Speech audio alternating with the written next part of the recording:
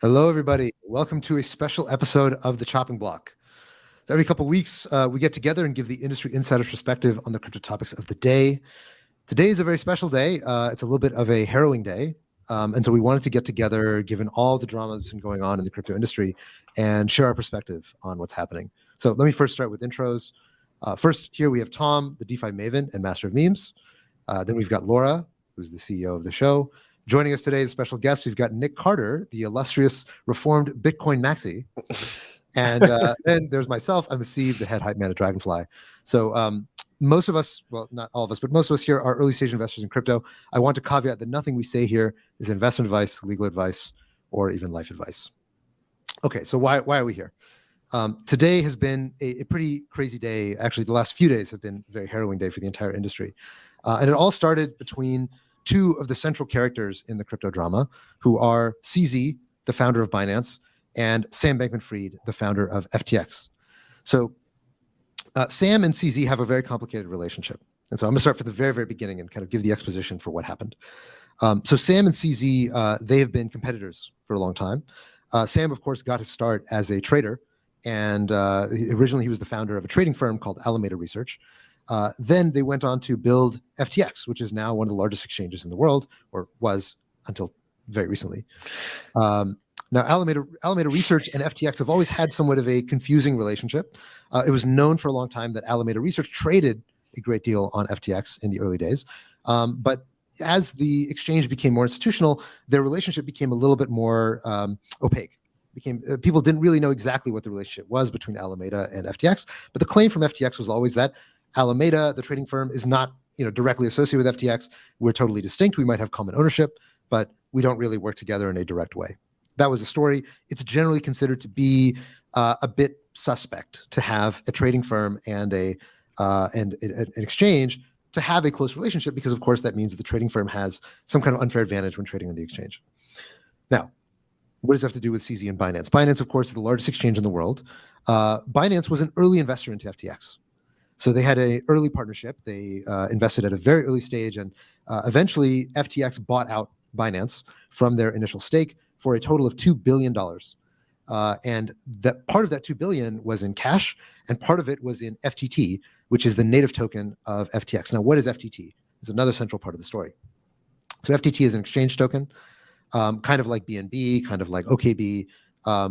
The way that FTT works, and Tom, please correct me if I'm wrong here. So the way FTT works is that FTX burns a portion of their revenue to buy back some of the FTT and then destroy it every week or something like that. I think it's weekly. And in addition to that, if you own a lot of FTT and you stake it, you get trading discounts if you're trading at FTX. Do I have that right, Tom? Yeah, that's right. Okay. So this is FTT. Now, so what triggered all of this was that if you recall, over the last week, actually in the last episode, we talked about an episode where Sam Bankman-Fried was weighing in on his thoughts on regulation and DCCPA, which is a new proposed bill that was going to end up regulating quite a bit of crypto as well as DeFi. And many people became very upset with Sam after that, and they believed that Sam was selling out a lot of the rest of the crypto industries, particularly around DeFi, but also other exchanges. And there was a big debate between him and Eric Voorhees that we covered on our last show. Now, public sentiment against Sam really turned after that. And it seems like CZ, similar to many of the other people who were upset with Sam, CZ was one of the central people who believed that, hey, I think Sam is behaving as a bad actor. And so CZ published a tweet a few days ago where he said that he was going to be liquidating his FTT ownership. So remember, a huge portion of their acquisition, a huge portion of their buyout was in FTT. So Binance was a huge pile of FTT, and they decide finally that they're going to sell it. And the reasoning they provide for why they're going to sell it is one, risk management. So the leaked financials about Alameda Research scared a lot of people because, of course, Alameda held a huge amount of illiquid assets on their balance sheet. Of the roughly $6 billion of equity that was on their balance sheet, that was of, I believe, end of last year, a huge portion of that was extremely illiquid, and a huge portion of it was FTT itself. And so Binance announced, as part of their exit plan, they are going to be selling their FTT on the open market. And there's this line that he posted, which I think is a very telling line. He says, liquidating our FTT, said CZ, is just post-exit risk management, learning from Luna. We gave support before, but we won't pretend to make love after divorce. We are not against anyone, but we won't support people who lobby against other industry players behind their backs. So this was a direct dagger at the heart of FTX. Now, Alameda Research, which again, unclear the relationship between FTX other than the common ownership. Alameda Research owns a huge portion of all the FTT in existence. And Alameda is has a very, very large outstanding loan book. So there are a lot of loans that FTT, that Alameda is holding, and presumably a lot of that FTT is collateral. So Alameda then announces on Twitter that we will buy all of your FTT at $22. So FTT, immediately after CZ announces FTT starts to decline, Alameda announces they're going to buy all this FTT at $22. Binance refuses. Binance says, look, I'd rather do this on the open market. Why not do all this out in the open? Binance then proceeds to move all of their FTT to Binance and starts to sell. This starts to crash the FTT market. FTT starts dumping and dumping and dumping. And by last night, which last night was Monday night, FTT goes below $22. $22 it was holding there very strong under this belief that FTX / Alameda was going to backstop the market.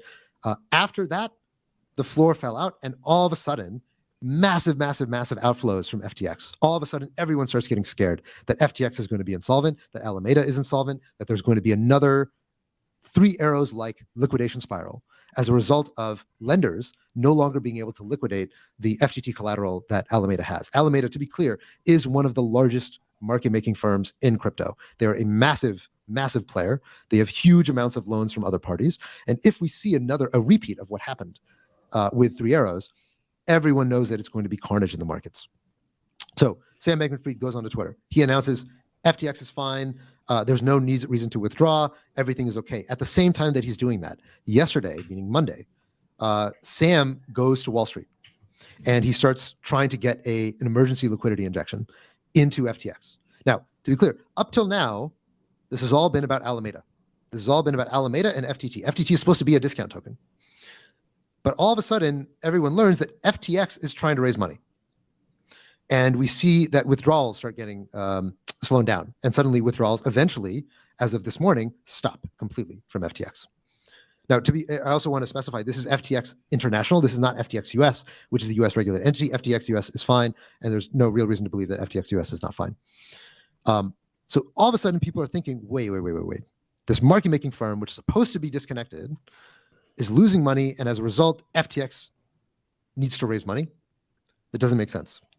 FTX was trying to raise $1 billion around midday yesterday, and by the end of the evening, FTX is trying to now raise $5 to $6 billion, and there are no bids. Nobody wants to invest.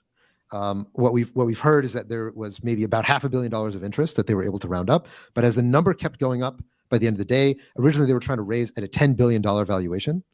By last night, it completely falls apart. Pretty soon, there is mass fear that Alameda is insolvent and that somehow FTX is also insolvent, and that the connection between Alameda and FTX was not as originally explained. Sam claimed on Twitter that FTX customer funds are not being lent out. They're not being played around with. Everything is there at the exchange. But on-chain sleuthing reveals that this is not the case. There's too much money going around. There's too much hand-wringing. It looks like something is wrong at FTX. And fairly soon, there is a mass exodus. FTT starts to absolutely collapse. Until this morning, CZ announces that Binance is going to be acquiring FTX. Now, they are not acquiring the US entity. They are not acquiring Alameda Research. And also, this is a non-binding LOI, meaning a letter of intent. So that means that they still haven't done due diligence, and this deal might still fall apart. The market rebounds a little bit and then continues to fall, and now we are basically in the mode of mass contagion. Everybody is afraid that if Alameda defaults, are we going to see another Three Arrows? Is FTX completely dead? Are people going to lose their money? Is this going to lead to a wave of pain for the industry and for the future of how crypto is going to be seen by regulators and by lawmakers? So that's the high level of where we are at today. I think I covered as much as I could. Let me stop there and just get first high-level responses, how you guys are feeling about what happened today. Nick, why don't you start? Well, I think the most dramatic day, maybe since this summer, but maybe even since sort of March 2020. This feels a little bit like the layman to this summer's Bear Stearns.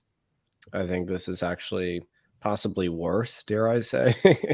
I mean, FTX and the FTX Alameda, FTX US empire, if that really is dissolving, that just leaves a lot of holes in a lot of balance sheets throughout the industry. And the lenders that are already, seriously impaired and distressed, it might be kind of the last hammer to fall, taking them down. I think then you question what becomes of Genesis, what becomes of DCG. What becomes a lot of the firms that are very sort of SAM affiliated. So, I mean, FTT going to almost zero in the space of 24 hours is truly remarkable, and even more shocking almost than Luna going to zero, just because it seemed to be backed by real corporate revenues, and actual earnings.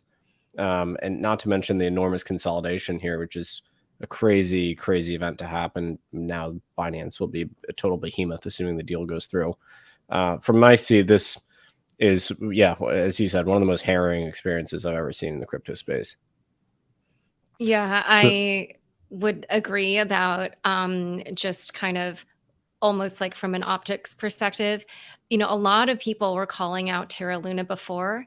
And it is true that in recent weeks, I mean, my DMs were filling up with people talking about FTX and Alameda. And I did, ask SBF in my last interview with him about that relationship. But at that time, there was nowhere near as many connections as have been made in recent weeks.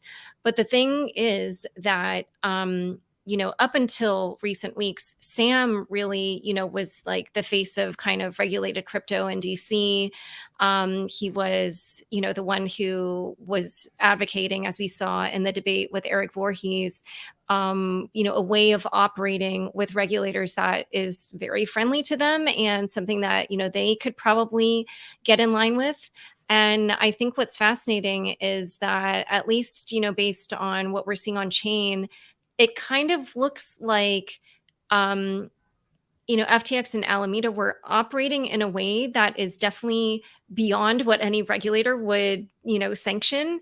And so it's just so funny that he advocates for that type of regulation, but he himself doesn't practice those practices. And that's what took him down. So there's some crazy irony there. And especially that CZ of all people, who is the poster child for, regulatory arbitrage, is the one who called his bluff on that and took down FTX. So the whole, I mean, just for me as a storyteller, I'm like, I don't even have to do anything here. When I go to write this, it's just all written for me. So yeah, just definitely to my experience, I actually think this is the #1 biggest news day in crypto ever in the history of crypto. Tom, what's your take? Yeah, I mean, I agree. I think people comp it to Terra Luna or 3IOs, but again, I think a lot of people refuse to get into Terra just because the big mechanics weren't sound. A lot of lenders refused to lend to 3IOs because they didn't pass diligence. But Sam was supposed to be, sort of the golden child, networking in DC, this MIT wonderkind, and then this is sort of falling apart. I do find it also funny that this CoinDesk article really seemed to actually be the thing that kicked off this sort of crisis of confidence. That came out about a week ago. That's what started to cause the stablecoin withdrawals from FTX. That's what started to cause this entire sort of cascade. But even that was not a very, I guess, well sort of diligenced article. It was from June, and it was kind of unclear what the liabilities were supposed to be. And so when I read that article, I didn't think immediately, oh, FTX is insolvent. It was, okay, this doesn't look like a super healthy balance sheet. I don't really know who's lending. But it wasn't as if oh, this thing is toast, it's a zero immediately. But it's almost sort of a self-fulfilling prophecy of, as more and more people lose confidence, more people lose confidence, and you end up with the current situation. So I think that's right. The question is okay, what did we learn today? The first thing we learned is you never cross CZ. So that's the first lesson. I think that's one thing that you want to take with you for a long time now, because you cross CZ and you're not going to live to tell the tale. The second thing is that I think we now understand a lot of how FTX worked, which is that So first, I want to say that a lot of what we're talking about in this show, especially that's not already out in public, is going to be speculation. Right now, we don't know a lot. It's a very live situation, and a lot of news is flying by, and a lot of things are not confirmed yet. So very few people know the truth of what is actually going on here. But what I've heard, and again, this is totally speculation, so I don't know whether this is true. What I've heard is that yesterday, when there was this emergency financing going on for FTX, basically people realized, as Sam was asking for more and more money, that the diligence materials he was sharing were bullshit. And it's very likely that, when the FTX round happened last year, there is absolutely no way that if the investors knew that customer funds were basically all being lent out to Alameda, that this would have been invested in by all of these institutional investors. So the speculation that I'm hearing is that what happened is likely going to be criminal because they misrepresented a huge amount of things, both to customers and to investors. There's really no plausible way that FTX, not Alameda, but FTX would not be able to process withdrawals because the value of FTT went down. It doesn't make sense. Well, right. There that shouldn't be a relationship. Yeah. I mean, exactly. And this is why I was so shocked about the whole thing, because I thought, okay, maybe Alameda's in trouble, but that shouldn't actually reflect. There shouldn't be a contagion over to FTX. The only explanation I have is that CZ somehow got wind of the fact that maybe customer deposits were being lent out and decided to launch this attack. I would love to know what they knew such that they could feel empowered to launch that attack. They must have done some on-chain sleuthing or something to determine that FTX was not just holding those balances in full reserve. Yeah, this is what I meant earlier. Go ahead. Yeah, and my point about how the exact behaviors that regulators will not sanction is what took Sam down. When I mentioned on-chain evidence, what I meant was I saw multiple tweets about this. A bunch of people had been trying to look for FTX's cold storage. And that is a major red flag if you cannot find anything that looks like that. And then when people were also saying there's so much money that Alameda is sending to FTX, if they're truly as separate as they're supposed to be, then that should not be needed in this kind of scenario. You're right. If it's full reserves, then just as people are withdrawing, they just get the coins they have. So I obviously nothing is 100% at this moment, but it's a major red flag that people haven't been able to identify those wallets. So yeah, I agree. The chain doesn't lie, as we've seen time and time again, and it's a big red flag to be going on Twitter in public and saying we're completely solvent, and then on chain we see that you're pulling a few $1 million from random yield farms. You don't go scrounging through your couch for change if you're totally good for it. And so I agree. I mean, I think if you can't produce reserves, if you can't produce those cold wallet addresses, it doesn't really breed a lot of confidence. Which to me is also crazy. That how did this last round get done without doing basic enough diligence to understand where are the assets? And I mean, these are some of the largest and most sophisticated investors in the world. That's right. It was $1 billion that they raised. It was $1 billion. At 32, and nobody verified where the funds were, which is absolutely insane. But the other element of this, which is I think also worrying, of course, is the Alameda side. So FTX, okay, FTX is in trouble. Alameda, I've heard they didn't make margin calls, and people can't get in touch with them, which probably means that Alameda is going under. We don't know for certain, but it's a good prediction at this point to make, especially given that FTT has gotten rocked. It's down over 75%. Just in the last 24 hours. So now, originally you might think okay, why did CZ do this? If you think that CZ was the one who shot the gun, why did he do this? There may have been in his mind an expectation that, okay, if I hurt FTX, it's a chance to take out a competitor and I can consolidate. I don't think he realized how bad it would be if something like this were happen. The reality is that the entire crypto industry is down more than 12% today. Bitcoin, Ether, everything is down massively. And there's a lot of fear about could things get worse if we see real contagion kick off and if we see an impairment in the lenders as much as what happened with Three Arrows. And so I don't think CZ fully understood the consequences of what would happen if he were to try to take down FTX. It's always been a bit of an open secret among exchange owners that FTX was never very profitable. And it was kind of weird that they were so big and they were spending so much on marketing and they were so aggressive and they were so loud But of all the big exchanges, FTX was probably the least profitable, except besides Coinbase. Coinbase maybe the only exception, which is somehow losing money. Almost every other exchange made money, especially that did derivatives, right? Derivatives are incredibly profitable. But FTX was the least profitable of all of the big exchanges. And it was always very confusing to other exchange founders.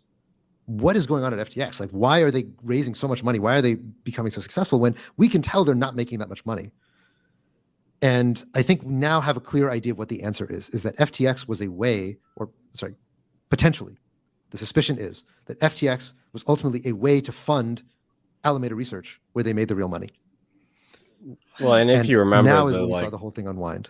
I mean, that kind of maps. I'm still in shock about that, and I almost don't believe it because they position themselves as the pro-regulatory exchange, and they were trying to come into the light in the U.S. and from offshore, and so it beggars belief that they would do that. I would never have expected that. I was completely taken by surprise, but that does track in terms of the path dependence of this whole thing because Alameda was first. Alameda came first, and then FTX was created, and so if you see it as a vehicle to get more deposits and allow Alameda to obtain more leverage, it kind of makes sense. But it's still shocking that they wouldn't adhere to this basic principle of running a crypto exchange, which is maintain a full reserve. So speaking of which, soon after this whole debacle was playing out, CZ announced that Binance was going to start doing proof of reserves. And Nick, this is something you've been very vocal about. Can you explain very briefly what proof of reserves is and why it matters here? Yeah, and there's also misconceptions about this. People think proof of reserve is just one side of the balance sheet. That's not true. Okay. Proof of reserve actually does refer to both the liabilities and the assets. Okay. So it doesn't, when people talk about proof of reserve, they are talking about a procedure in which you could call it a proof of solvency even, although of course, maybe that might be overreaching because that's always hard to assess. But the convention proof of reserve is like a term of art, which refers to a procedure whereby you compare the assets that you have to user liabilities on a platform. And it has been done since 2014 in the wake of Gox. Actually, there's an interesting story there with CZ, I think did one at OKCoin back in the day when he was CTO at OKCoin. And now is announcing it at Binance. But so basically what you do is you do a trivial proof of assets held on chain. That's the easy part. Then you sum up all the liabilities and you kind of attest to the user liabilities on the platform. Optionally, then you give depositors the ability to verify that they're included in that liability set, typically done through Merkle type proof. And it's not that complicated. There's code out there to do it. BitMEX did it recently. Kraken did it recently. So it is technically doable, although challenging if you include margin and other types of accounts. And obviously, as you add blockchains, it becomes more difficult to do. But basically, it's a way to prove that your assets and liabilities match. And now we're seeing renewed enthusiasm around it. Binance, of course, the most important firm in the industry, has announced they'll do it. Frankly, I think that's going to be extremely challenging for them because they have such a tangle of assets. Actually, it's going to take, I joke that it's going to take all 5 of the big 4 accounting firms to figure it out for them because nice. It's just very hard. But yeah, I'm very encouraged that it's happening. I just wish it was happening under more auspicious circumstances. It is it's part of the ethos of crypto, really, which is don't trust, verify. And crypto, the whole point of crypto is that it should make this stuff easy. Now, okay, look, there's complexities. You're doing derivatives. You have different blockchains. You've got all these like kind of weird esoteric assets that you're trading. But at the end of the day, I completely agree with you that this should be in principle doable. And I think one of the big lessons from this is that nobody in this industry is unassailable. Right. And we thought we learned that a little bit with 3 Arrows, but clearly we didn't. We didn't learn that. And I want to mea culpa because on the last show we were saying that we thought this whole thing was overblown and that there wasn't enough. Not that it was overblown, but that there wasn't enough there in that CoinDesk report to actually know what the balance sheet of Alameda looked like. I had no idea that this was coming, and till yesterday, I mean, I wasn't tweeting about this, but I thought Alameda and FTX would be fine. And talking to the lenders who had loans out to Alameda, as of yesterday, they thought that Alameda would be fine. It was very it was very quick and sudden that people realized that this thing was over. And I think it was really the fact of what was happening at FTX that made all of this very quickly come to a close. If there was actually a line between FTX and Alameda, I actually think that things would have been okay. But it turns out that there was this whole underground tunnel that nobody else knew about and that was never disclosed by FTX. Now, again, this is all speculation. We don't know until we know what happens in the end. But one of the core questions now is, one, is CZ actually going to buy Alameda? Or sorry, not Alameda, but FTX. So he announced that this morning. And I think this morning, the moment that he announced it, markets jumped up and it seemed like there was going to be a broad recovery. And then soon in the hours after, the market dumped again and it went even lower than what it was before the announcement. What do you guys think about the likelihood? It's very clear when CZ tweeted this that it's like, look, we are not committed to buying FTX. We are in due diligence. We've given them an LOI, but we reserve the right to walk away from the deal. What do you guys think happens from here with respect to CZ buying FTX? I would say 60% probability that the deal closes. Totally arbitrary number, but I mean, I think they're going to find skeletons in the closet. They may have been aware of them already, which is why they launched the attack and felt empowered to do that. But the prize is enormous. I mean, FTX is maybe not by user count, but still by breadth of product and just the quantity of things they've built over there, and the innovation and dynamism rivals only Binance, I would say, in terms of the offshore exchanges. So ultimately, it's a massive opportunity for them to just consolidate and grow their reach and control of the industry and get access to this additional user base. So I think it's in their interest to do it. It may be at a complete fire sale price. I'm also very curious to see where that gets consummated. Yeah, I also wonder if like SBF is, using this tentative deal as a way to find other funding to remain independent in the background. I don't think anybody else is going to step in at this so point. You think that's it was dead in the possible water? This morning? Yeah, I think it was possible this morning, but after this afternoon, I think FTX has got only one potential acquirer. Okay. The fact that they were trying to raise $5 to $6 billion tells you that there is nobody in this industry who can pay up other than Binance. Wow. Right. Does Binance even have could they buy it for cash, or would it have to be for Binance equity? I mean, to be clear, I'm talking about the hole in the balance sheet. I'm not talking about the enterprise value. I think the enterprise value for FTX is negative. I don't think anybody will pay for this. It's insane how closely this mirrors the BlockFi situation. Yeah. I was going to say, this is BlockFi. I just can't believe that it's the same thing, but now it's happening to them. And for a bigger, more reputable company. Like what I've heard, and again, I don't know if this is correct, but what I've heard is that the shape of the deal is that basically they take over the liabilities, no payment for enterprise value, and a kind of handshake that they'll take care of the team afterwards. Meaning that basically it's a fire sale. They are taking over the liabilities and they're going to make customers whole. And now, why would you do this if you're Sam? The answer is that nobody else wants to buy this from you. And it's going to be much worse for you if FTX goes down in flames than if there's a smooth exit. And to be clear, I think a lot of what Binance buys is not even the customer list or whatever. FTX at this point has a terrible, terrible name, given everything that's happened over the last 48 hours and what's going to come out inevitably over the upcoming months. I think it's more that he's buying lots of goodwill. He's buying lots of goodwill with US regulators. People will remember this. If he steps in and saves retail investors and saves face for everybody who trusted Sam, I think it's going to buy him a lot of goodwill in the industry. The same reason why Sam bought BlockFi. I have to say his effective altruism philosophy comes out even in moments like this. Because I do think you're right. He's trying to like benefit the greatest number of people at this point, basically, in a bad situation.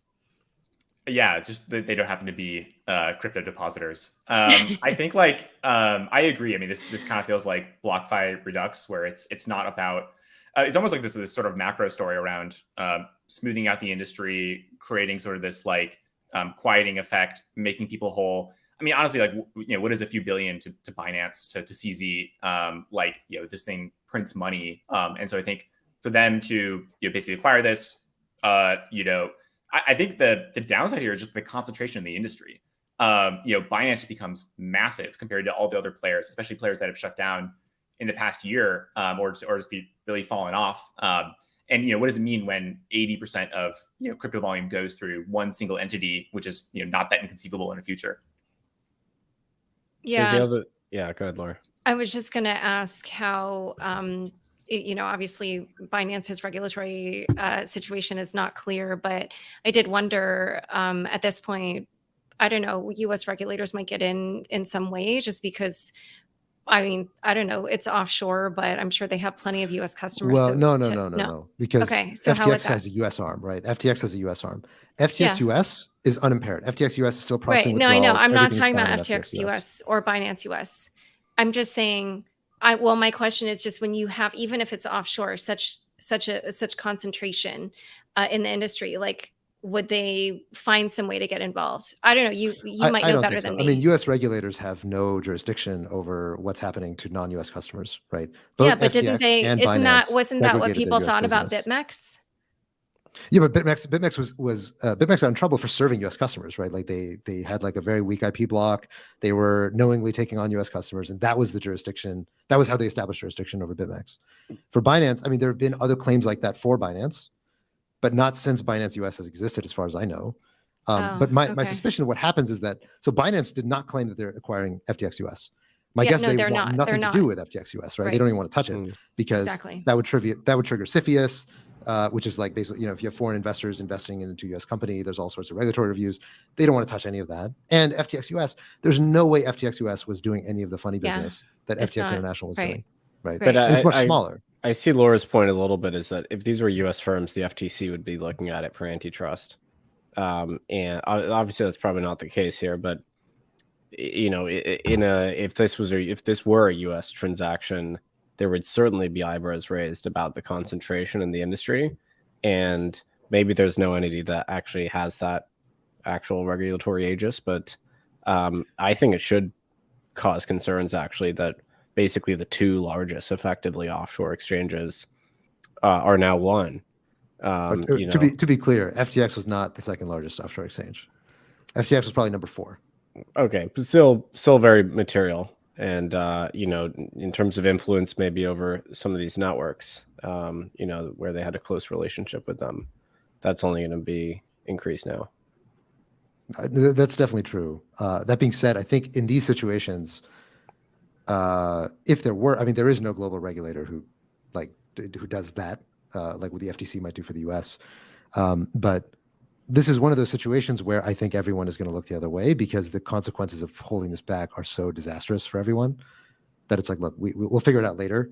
For now, yes, please, let's minimize the damage to markets. The thing about FTX as well that's important to understand is that although FTX did a lot of volume, most of FTX's volume was institutional. It was not retail. And that was what FTX had a reputation that most of the trading volume on FTX was institutional, which is why, where most people really wanted to trade, if you're a market maker or a trader, you want to trade on Binance. Binance is much more retail than FTX does. Coinbase is much more retail than FTX does. And so because FTX is, because so many users of FTX were institutions, I think that also makes FTX going down extra bad, or bad in a different kind of way, I should say. It's not worse than having retail lose money. Retail losing money is very, very bad. Having institutions lose money hurts you in a very different kind of way, which is that I think it's much more likely that if FTX goes down, that there's going to be a lot more regulatory heat on crypto. There's going to be a lot of institutions that pull back from crypto and think that crypto is not fundable. I mean, what do you guys think are the knock-on effects of such a massive and such a well-publicized exchange going down like this, especially if they're not saved by Binance? I think there's a bigger question around crypto venture. If you can have Sequoia and Paradigm and Temasek and Tiger and like all the big names, piling money into this thing, which is supposed to be, sort of this, A-stamped, approved investment, and have it be a massive write-down, how do LPs sort of think about crypto venture as a whole, and that component of the industry? Yeah, and I actually want to echo Nick's points at the beginning about contagion, because if FTX and Alameda really are just like, the same two-headed creature, basically, then it's going to be very similar to what we saw before. And yeah, there could be knock-on effects to other players like Genesis and DCG, which those are similar. They're just like those kinds of names that have a certain level of quality associated with them, a certain level of trust. And if those have, repercussions from this, then it's bad for the industry. Yeah, the crypto lending space, this might be the last shoe to drop. I mean, Genesis was already deeply, deeply in trouble, and God only knows how they'll react to this. I believe they did still have loans outstanding. They're not the only lender. Alameda, after the dust had cleared, was still one of the big borrowers. And so if they go down, it's another credit crisis that's upon us, and it's not like we can really handle it. Like for the uncollateralized loans in DeFi, a huge portion of all of them were out to Alameda. So I think that was true on TrueFi. I think it was true on Maple, if I'm not mistaken. And I think all of these lending pools are likely to be in trouble if Alameda is genuinely insolvent. The other thing we haven't talked about is just the political wins in the U.S. I mean, Sam was really meant to be the white knight in terms of professing a open regulatory stance, being the emissary from the crypto industry, and preaching moderation, preaching engagement with Washington. You have to imagine the bill they were working on, the DC CPA, is probably dead in committee at this point. I think there's a huge loss of reputation. I don't see why Washington would engage after this. It's also the midterms today. And Sam, obviously was a heavy Democratic donor. It doesn't seem to be the way things are going in the election. I do wonder what the consequences will be. I think a lot of the Democrats that were engaging happily with FTX and with Sam now just take a step back from the industry and think to themselves, yeah, this crypto thing was a wildcat sort of crazy industry, and let's not engage carefully. Like, why bother if this is the way that things actually are?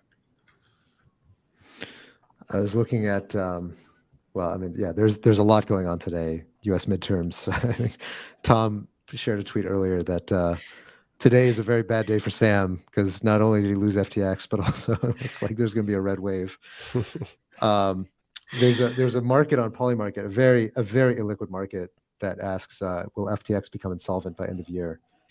Right now, it's trading at 40% yes, which is basically a prediction of whether Binance will buy them out. I think that I hope that they will, and I think Nick, it seems like the market agrees with you that there's a 60% chance that this deal goes through. But the scale of losses on FTX's balance sheet must have increased dramatically today, and so what might have been $5 to $6 billion last night could be much more than that today. And I don't think Binance would buy FTX for $20 billion. I think they might pay 5, maybe they would pay 10, but they would not pay 20. So it really depends on what the damage looks like after today, and we just don't know. But if Binance doesn't buy it, then I think FTX is probably toast. The other question, so one thing that we've seen across the board, especially yesterday, was everything that Alameda owns or FTX owns has been dumping aggressively. And at the center of that empire, of course, was Solana. So Sam and Alameda and FTX were known as being very large holders of Solana, as well as very large advocates for Solana. And with basically Alameda having to sell almost everything they have in order to meet margin calls, there's been mass selling of all Solana tokens and everything in the kind of Solana ecosystem. And so it kind of poses a real question. Just very recently, we had Breakpoint in Lisbon. Poses a real question of, one, how viable is Solana as a layer 1 without the support of Sam and of the FTX empire? Do we think that this is going to be a long-term impairment of Solana, or has Solana already achieved that escape velocity such that, okay, it started with Sam and their associates as being the initial launch pad for this blockchain, but does it have a life of its own? Just yesterday, we saw we saw Polygon flip Solana for the first time, pushing Solana out of the top 10 tokens by market cap. What are you guys' views on Solana and what happens from here? I actually think Solana has exit velocity here. I think I see enough traction in that ecosystem, enough organic enthusiasm, enough developer activity, startups, infrastructure, etc. I would say, subjectively, from my view, I consider them maybe second most active smart contract ecosystem. So I actually do think they can survive this. Obviously, big loss of confidence in the sort of primary sort of underwriter and patron of that ecosystem is down for the count. But yeah, from our perspective, I think they actually will stick around. And so the core Solana bet remains unchanged. It's kind of a bet on the sort of monolithic blockchain, the composability, the benefits to a DeFi setup that you get with sort of like the larger throughput and the higher frequency and things like that. So yeah, from my stance, I actually see them surviving. I agree. I didn't get the sense FTX or Alameda were like a big part of Breakpoint. If anything, like Jump was a bigger part with Fire Dancer, which is like their FPGA client that's supposed to be way faster. So it's like, it's not like it really hinges on them anymore. I also want to circle back to the lending bit. So I was actually just looking through like Maple and TrueFi, and again, a testament to the ability being able to do things on chain. Maple actually doesn't have any loans outstanding to Alameda at this moment. I think TrueFi has like 12 mil. So not actually that bad. That's good to hear. That's a beautiful demonstration of why the DeFi hybrid approach to lending is better. When would you have been able to do that for the centralized lenders? That's fair. If you had some money into one of these centralized lenders right now, you'd have no idea what your exposure was to Alameda. Whereas using these on-chain ones, you can see the entire loan book.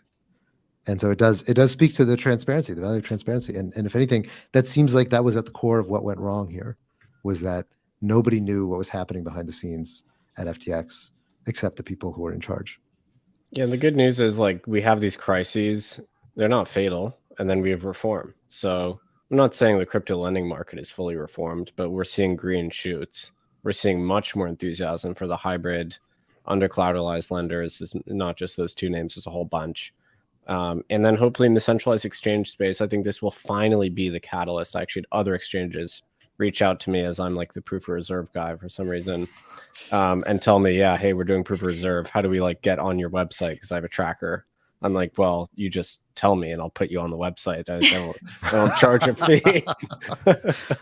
As if there's some sort of admittance fee or something. But so I'm actually seeing many more exchanges now take proof of reserve seriously. I think it'll be written into legislation, actually. I think a smart policymaker writes that into law, says, yeah, you guys have the tools to do this. Do it. You have to do it. You haven't done a good job of doing it on your own. And that converges CeFi and DeFi a little bit, right? You think about what DeFi lending is. It's all proof of reserved up, fully proof of reserved. So, let's converge the two. Yeah, that's what I was thinking earlier when we were talking about how CZ promised that he was going to do proof of reserves for Binance, because I was like, oh, how ironic it would be if CZ of all people is the one who's kind of showing regulators the benefits of blockchains and, this kind of like open source, transparent, blockchain basically. I just was like, because normally the regulators, they want to like just have all these intermediaries who are checking everything, blah, blah, blah, the whole bit. So it would just be hugely ironic if this person out of all people is the one who kind of shows them how to do it.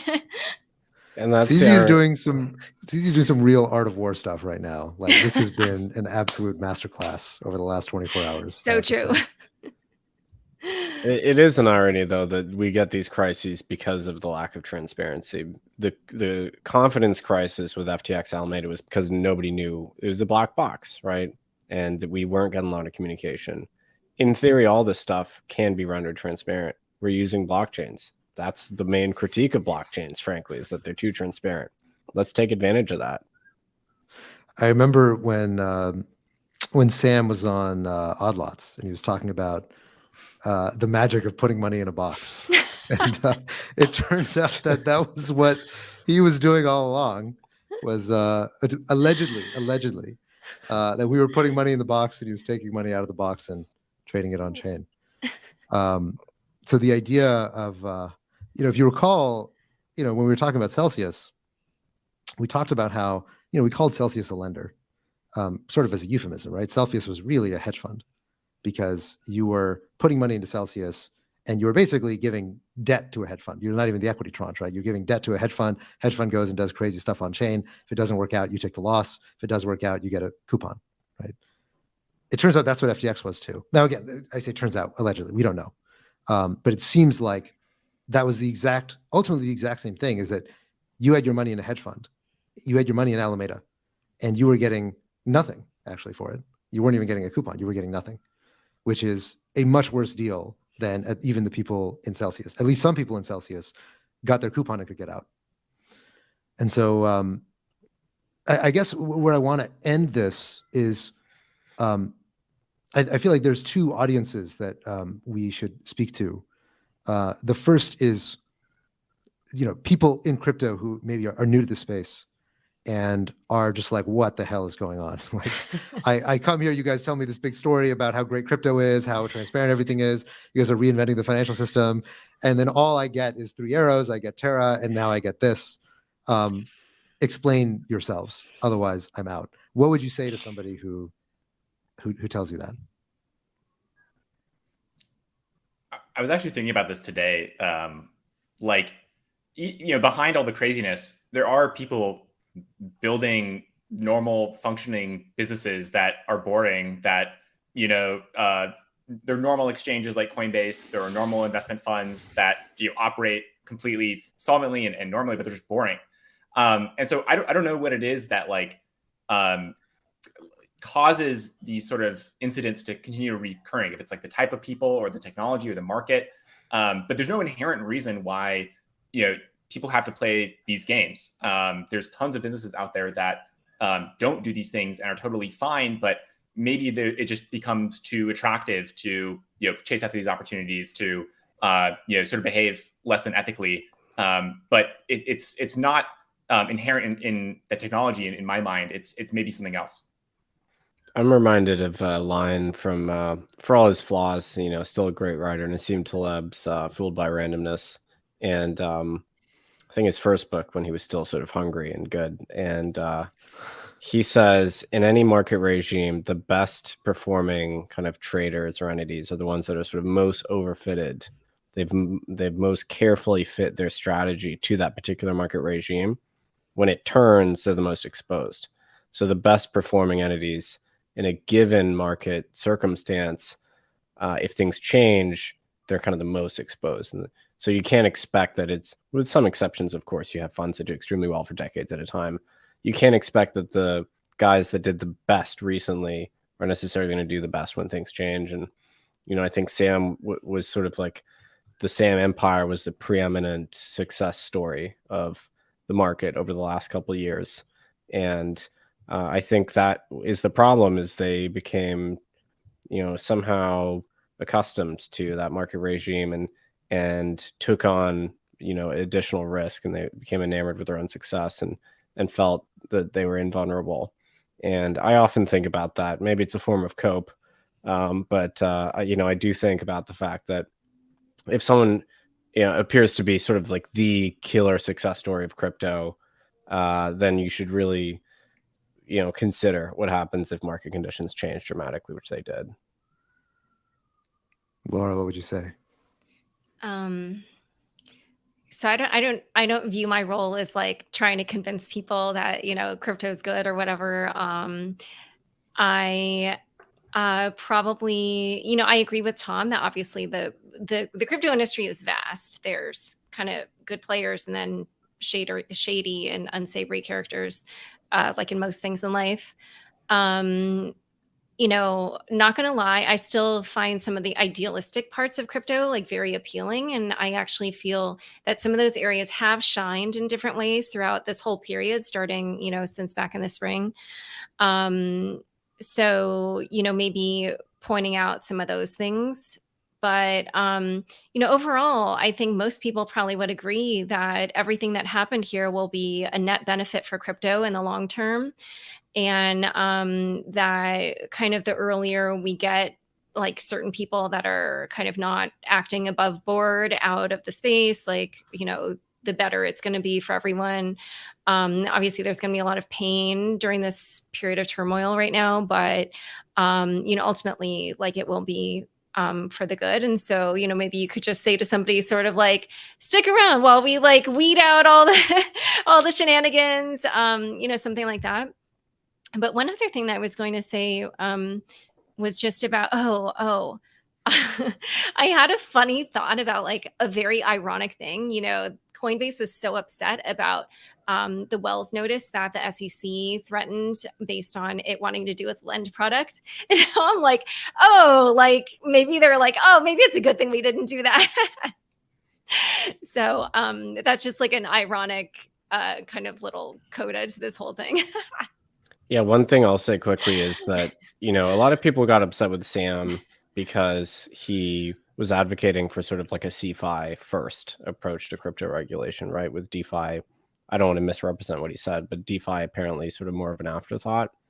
The tools to move on from this kind of crisis, whether it's the credit crisis in the summer, maybe another credit crisis now, the centralized exchange crisis, those tools are simply just reacquainting ourselves with the sort of underlying core values of crypto, right?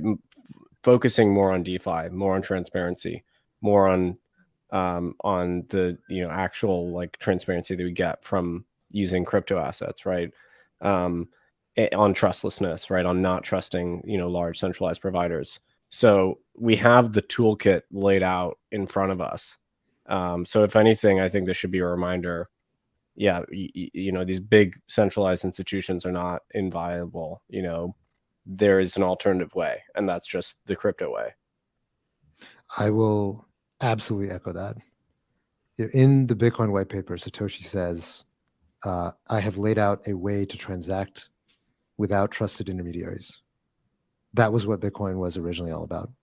And time again, we learn what happens when we re-centralize power into trusted intermediaries or institutions, and we build cults of personalities around people instead of understanding the incentives, the mechanisms, and ultimately the code. That's what crypto is about. That's what it's been about from the very beginning.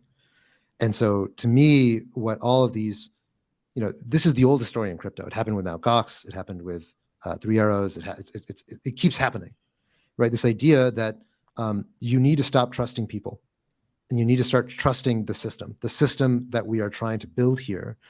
Again and again, the story of all this stuff is that it's not Bitcoin that breaks. It's not Ethereum that breaks. It's not DeFi that breaks. It's not Compound or Uniswap or any of these things that break. It's the institutions that we build around people and individuals who have incentives that drive them in a wayward direction from the incentives of their users or their customers. And at the end of the day, to me, it's a reaffirmation that we should be finding ways to use this technology, as you pointed out, Nick Carter, as you pointed out, Nick, with proof of reserves and being able to lean further into the power that this technology gives us that isn't available in the regular financial world, right? To me, that's so much of what the take home is of this whole debacle.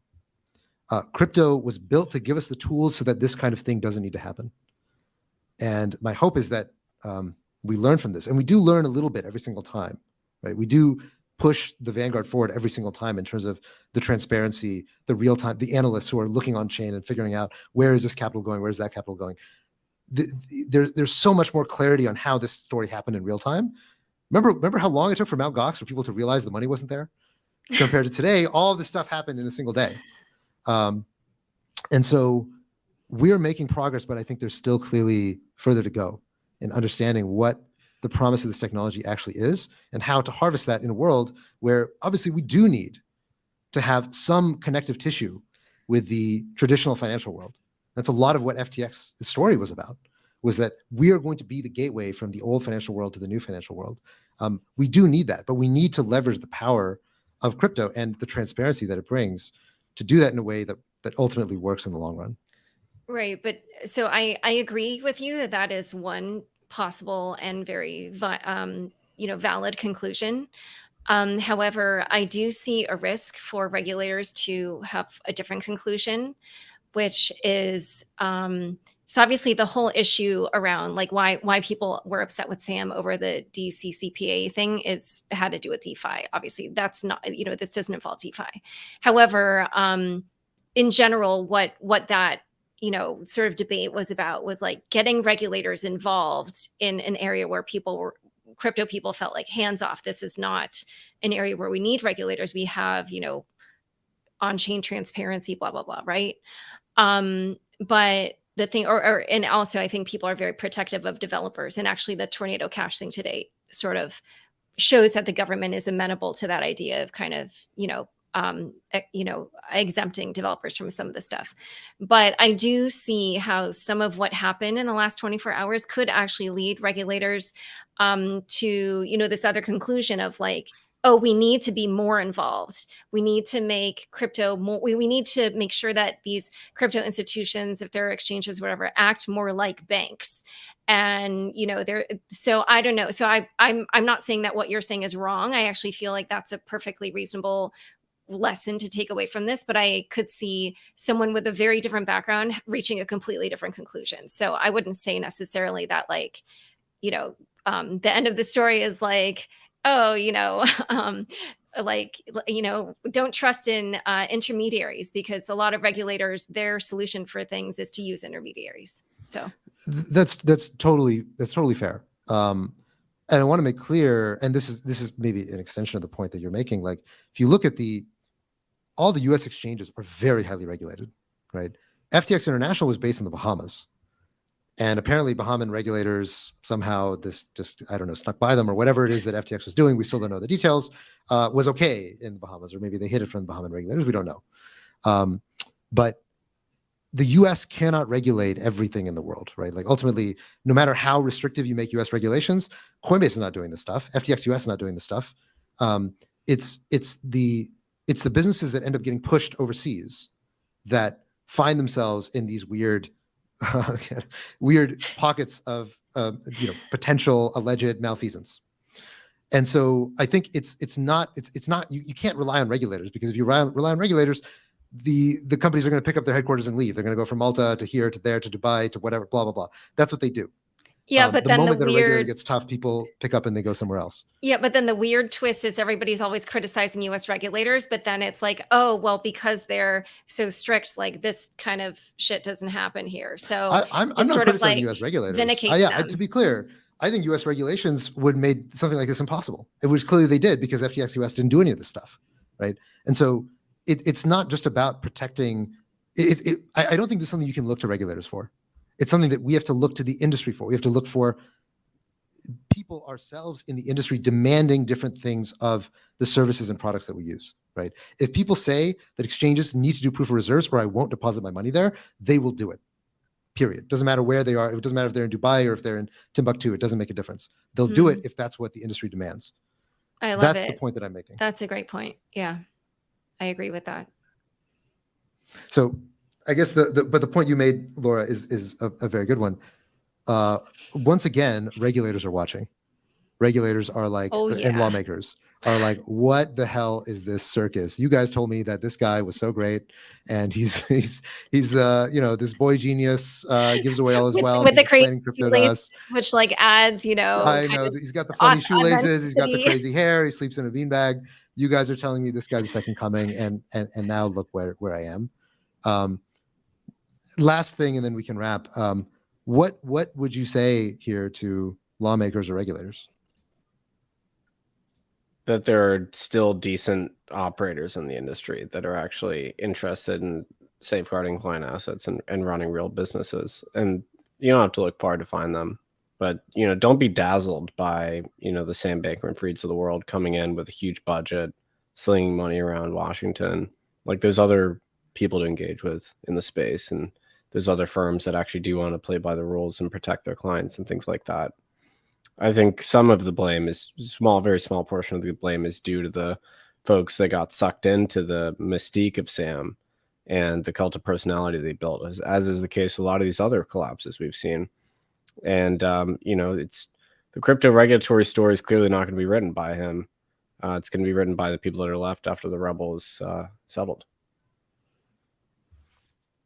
Yeah, I think the flip side of good regulation is strangulation and a chilling effect, and not letting entrepreneurs start and build businesses. And I think, in my mind, we have the technology to sort of get the best of both worlds of a transparent, investor, consumer friendly business, but that also allows people to experiment and try new things and serve their niche. And I think of it a little bit almost sort of like end-to-end encrypted messages, where we don't need a central authority to go through and make sure that people's messages aren't being read. We just have the technology to sort of enable that by default. And I'd like to see the industry move more towards that, of allowing us to sort of be compliant with what we want from these products by default, and not sort of relying on a government or a central authority to enforce those. Yeah, I don't know if I want to give a message to regulators necessarily. I don't want to like speak for the industry, but what I will say is that I sort of now see this kind of little vacuum where the industry had certain players that it relied on to put a good face forward, and Sam definitely was preeminent among them. And when you look at some of the other exchange owners, Brian Armstrong is just who Brian Armstrong is. I don't think he's going to like step up to the plate, unfortunately. It's just not in his character. Coinbase, really like from literally its first days, tried to be that, good actor, work with regulators. And yet Brian is just not the person who can be a face. They have this huge compliance department. They have a lot of people that, go to Washington and interact with regulators, but they don't necessarily have a good face. And because of their frustrations with regulators, now they're often in this antagonistic role. The Winklevoss twins, a similar situation. Obviously they try to put forward a good face, and then now after the CFTC action against them, you saw, I think some of the twins were like kind of trash talking this, or I remember they wrote some tweets where it was just such a different tenor from their previously kind of more obsequious tone. I don't know, Jesse Powell, he's more like, I'll support Coin Center to do the advocacy work. I don't see him necessarily, doing that. And I could keep going through the list, but I think you get the point. And so it just makes me wonder, like, okay, so now what's going to happen? You've got kind of like the Katie Hahn paradigm-ish people behind the scenes. Like, is that what's going to happen? I just don't know. But it's just something that I've been wondering, because a lot of the narrative around like getting DCCPA done or any kind of crypto legislation done, actually a lot of what I kept hearing was like, we can all credit Sam Bankman-Fried for, putting a lot of FaceTime in DC to try to get legislation done. That, obviously went down the shitter in the last 24 hours. So that's why I'm wondering, like, okay, so now what's next? It'll be interesting to watch. I've heard that the two most influential people on the Hill within the crypto industry were Sam and then Katie Hahn. And so I think probably Katie's going to have to carry a lot of this on her shoulders now. Yeah. And in a way, I think she's a better person to do it than Sam, because she spent how long in government? I don't remember, like what, 15 years, or I don't even know. So in that regard, like, because Sam is like, what, like 20 something? I don't know how old he is, but yeah, like he's 29. Like, yeah, he's kind of fresh out of college. Katie and I are like sort of the same age. So we I think understand when you have relationships for a long time, or you just have a certain level of knowledge and depth of knowledge of working in an industry for a very long time. Like it's very helpful. So, Katie Hahn, if you're watching, we think that the crypto industry relies on you at this point. Yeah. Godspeed. Please save us. I would say Circle and Jeremy Lair also have a big presence in DC now, and they'll have an opportunity to kind of reframe, reset the narrative here. Yeah, 100%. Yeah. So what I'd say, and then we can wrap up, is that I remember one line that Robert said on the show after the Three Arrows collapse was that one of the lessons of that episode was that the problems in crypto keep arising when we do things Wall Street style instead of crypto style. And I think that was kind of the central theme of all the big failures that we saw this year, was that when you see more centralization, when you see more trust in individuals, that's when you get these really unfortunate failures that surprise everybody. Sometimes things fail, but when things fail, it shouldn't be a surprise. That's kind of the rule of how orderly markets function. And at the end of the day, I would say, what Sam was advocating for was for less regulation on exchanges and more regulation in DeFi. And it actually seems like the lesson should be the opposite, that there probably should be more regulation on exchanges and less regulation on DeFi, in large part because DeFi was totally fine. Nothing in DeFi, rugged anybody. Nothing in DeFi stole people's money. Nothing in DeFi tricked anyone into doing something they didn't intend to do. Now, of course, there are scams and there's all sorts of problems with hacks and things like that. And those are things that the industry, and those are things that the industry gets better at and is figuring out its way to get past because users demand it. But the story of centralized exchanges kind of, it's the same story since the beginning of time. And I think if there's one takeaway from this, it's that there definitely needs to be regulation in crypto. But I think the shape of that regulation depends a lot on how you see why this happened and how it should affect how users interact with this industry going forward, and the promise that this industry actually holds for a better version of a financial system. So, with all that being said, we've gone a bit long. It's been a long day. I'm very exhausted. I assume that you guys are too. I haven't gotten a lot of sleep lately, but we'll be back next week. Hopefully, things will be a little bit more calm by then. Thanks so much, Nick, for jumping on short notice. Yeah, my pleasure. This is great. Yeah, and anybody who wants to do proof of reserves, you know who to hit up. He will list you for free if you do. It's on nickcarter.info/proof reserves. I think it's a list of everyone that's done it. If you want to get on the Illustrious list, just send me a DM. I'll put you on there. Beautiful. Love it. We will put that link in the show notes. All right. Awesome. All right. Signing off. Stay safe, everybody. Bye, everyone.